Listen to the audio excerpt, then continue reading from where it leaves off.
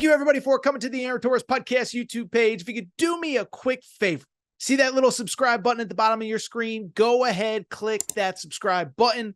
Really does help our channel grow, our audience grow, and I really do appreciate it more than you know. So click that subscribe button. Appreciate your support. Now, here's the video that you came here for. Duke, UNC, Auburn, Alabama, Kansas, Arizona. Who wins the big games this weekend? We're already at an hour, so I'll go ahead and be quick on this one. Let's start with, the game that everybody, it's part of our lexicon. What's the right word? It's like a slice of apple pie, I guess. Duke, Carolina. This one is at Carolina. Now, we are recording this on Thursday afternoon, so there is no point spread available. My guess is Duke is maybe a 9.5, 10-point favorite. I think they're a double-digit favorite on the road. But I will tell you this, without knowing what the point spread is, that's always a little bit tough. I do think that North Carolina is going to keep things close. I think they're going to keep things competitive. Now, when these two teams played at Cameron, I said I thought Duke was going to win by 1 million, and they won by 30 because I just thought the matchup wasn't really good for them. Duke is statistically the tallest team in all of college basketball. North Carolina, not so much. By the way, I'm not wearing North Carolina gear right now, even though I'm wearing baby blue here on the show. But Duke, I just thought it was a bad matchup for them. But what has changed, in my opinion, Carolina's won 6 straight, and we can make fun of Carolina, and they're not very good, and they haven't beaten anybody. I get it. They are playing better basketball, though. I don't think you can deny that. RJ Davis has figured things out a little bit. Ian Jackson was really hot for a while, and then he's been struggling. Now he's back to playing a little bit of a better game overall. I just think they've kind of figured some things out. You go back to that Virginia Tech game where they put up 90. Like I said, Ian Jackson, 19 off the bench. He scored double figures in 4 of his last 5. And I just think at home, they need the win. The crowd's going to be in their favor. I think they at least find a way to keep it close. I think the other thing, too, and I don't want to overstate this, the Jay Lucas situation is weird. Like you have your lead assistant coach, who's supposedly your defensive guru, who's out the door after this game. And it's not only that he's out the door after this game, it's that, you're going to have to answer questions about this at the pregame press conferences, when Jay Billis sits down with the staff, whatever. You're just going to have to answer a million questions. The players are going to have to answer questions about it. It's just a weird vibe. So I'm not sitting there saying Duke's going to lose, but I'll say 84-80, a Duke win. I don't know what the spread is, but I think Carolina will cover at home. And by the way, if they win this game, I think that officially probably punches their ticket to the tournament, even though they have only one other quad one win all year. Let's go to the other big one. Alabama with the return game against Auburn. First of all, I'll say this. Greg Sankey does a lot of stuff right. A little bit of a buzzkill of a final weekend in the SEC. Tennessee's playing South Carolina. Arkansas's playing Mississippi State. I will say Ole Miss, Florida is a little bit intriguing, but this one is good. Alabama at Auburn. Auburn, I would guess, is probably going to be an 8.5 point favorite at home. And what's going to be interesting about this is a few things. One, Auburn's going to come in pissed. Just lost at A&M, didn't show up, all of that. Alabama, conversely, is now on a 2-game losing streak. You don't want to be on a 3-game losing streak going into the SEC tournament. Even if you have clinched a first-round bye or a double bye into the quarterfinals, they will be no worse than the 4 seed, okay? So neither team wants to lose this game. I think the other thing that's worth noting, Auburn has like 8-9 seniors on their roster. Janai Broome, Chaney Johnson, Chad Baker-Mazzara. That's going to be a little bit of an emotional waterworks type place at Neville. So I could see Alabama jumping out early.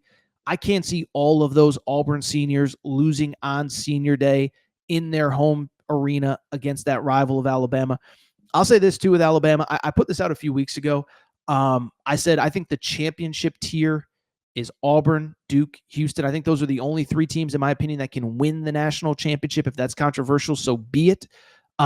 I just, there's something not right with Alabama. I think, and we said this in the preseason, they were preseason number 1 team in my opinion, but I said you have to figure out the rotations, and you watch them, and it's not Nate Oates' fault. You just have so many good players.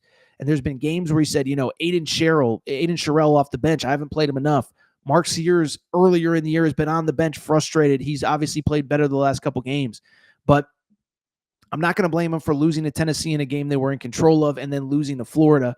Just don't think something's quite right. I like Auburn to win this game. I'll say 88-82, a very similar score to Duke and Carolina. Really quickly, who else? Kansas, they're hosting Arizona. So Arizona, I'll say this. Listen, let me say this. fans get a bad rap sometime, and I get it. Fan is short for fanatic. But let me also say this. Arizona fans for about 2 weeks now have been like, something's not quite right with our team. Well, I bring it up because coming into this game, Arizona has lost 4 of 7. Okay. And in the game on Monday against Arizona State, they gave up 100 points to a bad Arizona State team who threw their best player off the team a few weeks ago. And so I understand it's a rivalry game. I get all that. I just think something's not quite right with Arizona. Now, the good thing is they put up 113. You put up 113, that's a good sign. 21 off the bench for KJ Lewis. Henry Visar is playing well. Caleb Love is playing well, etc. But they've been inconsistent. You look at those, like I said, they've lost 4 of their last 7 going into this game. And not only 4 of their last 7, it wasn't really close last week at Iowa State. You lose to Kansas State at some point. They've struggled on the road. Kansas is struggling as well. I will give them a little bit of credit because I've been nothing but critical of Kansas probably about the last month. They played Houston really tough on the road. And I don't know if it was the Zeke Mayo stuff. I don't know if it was the inappropriate DMs that he received, Bill Self putting out a statement. But I think they kind of were like, you know what? We are wearing the Kansas uniform. We got to show up and not embarrass this entire university and program. So they played well against Houston, could have won that game. I do think they get the win against against Arizona at home. Really quickly, one more game that is worth noting. It is a Sunday game. It does lead into the Missouri Valley Championship, which, as Luke just mentioned, could feature Drake. But Michigan State hosting Michigan. Now, worth noting, Michigan State plays Iowa at home on Thursday. So Michigan State actually plays a game before this game. We are recording before the Iowa game. Something could happen. We don't know. But what's interesting is Michigan State, with Michigan's loss, they've already clinched at least a share. No, they've clinched the outright. They've clinched a share. Okay, so Michigan lost to Maryland on Wednesday night. And so with it, what that means, Michigan State is the co-champ. With a win over Iowa, they will be the outright champ. Even if they lose to Iowa, they can get this win at home to clinch the number 1 seed. First of all, coming in this game, Michigan, weird vibes, man. They've lost 3 of their last 5. 3 of 5 since Dusty May announced his extension at Michigan. Maybe the players aren't happy about it. I'm just kidding. I'm being sarcastic. But Michigan is not playing well. They lose at home to Maryland on Wednesday, and I understand that Maryland's a good team. They lost to Illinois at home the game before. I mean, that's kind of weird. You lose 2 straight.